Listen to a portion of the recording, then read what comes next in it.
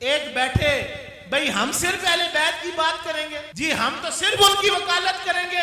بغیر تو تمہیں وکالت کا ذمہ دیا کس نے ہے؟ حیا کرنا رسول کی نسبت کا، چاہے سیدنا امیر معاویہ ہو یا کوئی صحابی ہو یا اہل بیت کا کوئی فرد ہے، ہمارے لیے اس لیے افضل ہے کہ وہ رسول اللہ۔ اس اہل سنت و جماعت کو، اور ٹی ایل پی والوں توجہ ادھر کرو، وہ بابا کرتے رہیں گے۔ او سلطانیوں کہاں سوئے پڑے ہو؟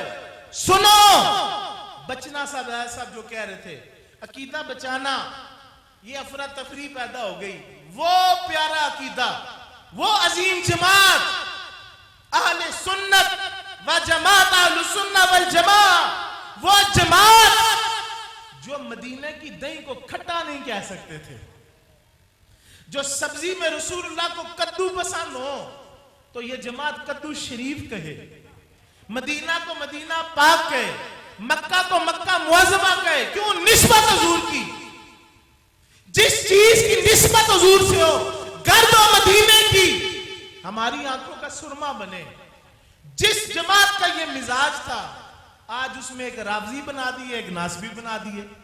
ایک بیٹھے بھئی ہم صرف اہل بیت کی بات کریں گے، جی ہم تو صرف ان کی وکالت کریں گے، اور بغیر تو تمہیں وکالت کا ذمہ دیا کس نے ہے؟ تمہاری اوقات کیا ہے کہ تم جان سکو کہ وہ اصحاب النجوم ان کو جانو گے یا نوح علیہ السلام کی کشتی کی فضیلت کو جانو گے؟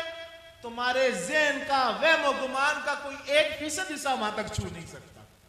تو یہ وہ جماعت تھی کہ ہمیں تو اعلیٰ حضرت نے فکر دی تھی، آپ کے گھرانے کی، میں نام بول گیا حسن رضا صاحب یا کیا نام ہے ان کا، کہ وہ بڑی لمبی نعت ہے، مجھے یاد ہے، ایک شعر بس عرض کرتا ہوں کہ مدینہ کی گلیوں میں پھر رہے ہیں، ایک کانٹا تلی میں چپ جاتا ہے، مدینے کا کانٹا، اور کیا کہتے ہیں؟ اے خار صحرائے نبی، کیا کہتے ہیں؟ اے خار صحرائے نبی، پاؤں سے کیا کام تیرا، اے میری جان آ دل میں ہے رستہ تیرا۔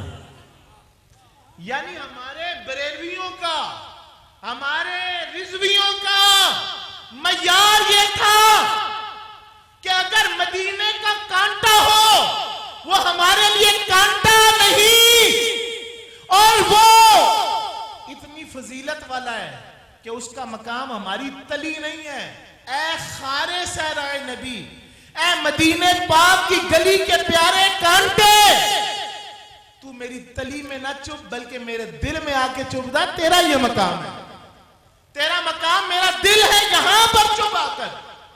تو آج اس جماعت کو دو ٹوٹوں میں کیا، ایک نے جناب اہل بیت کے خدمت میں بے احتیاطی کے لفظ شروع کر دیے، ایک نے جناب صحابہ کی بغض میں بکواسیات شروع کر دیے۔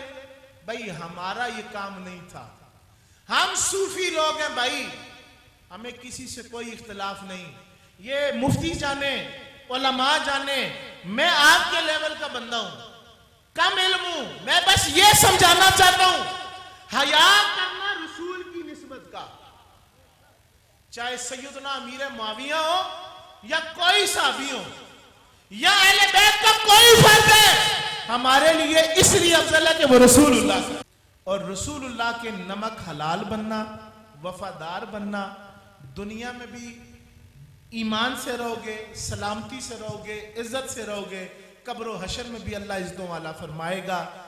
میری التجا ہے سب کو کہ علی کا نعرہ بھی لگتا ہے، صحابہ کے بھی لکھتا ہے، بس دو نعرے لگائیں۔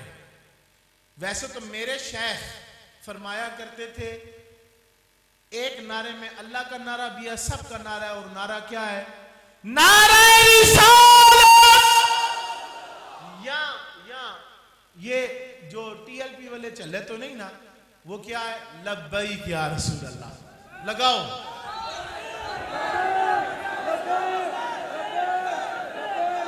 اچھا بات سنو، نقش بندی یہی سمجھاتے ہیں، حسن رضا صاحب سمجھیں گے۔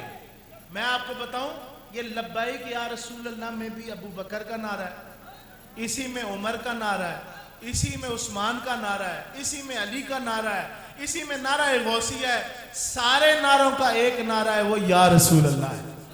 لیکن چونکہ محبت حسین ہے تو اس لیے بلند آواز سے مولا حسین کے نعرے لگائیں اور کہیں سلام یا حسین، سلام یا حسین، سلام یا حسین، سلام سلام یا حسین۔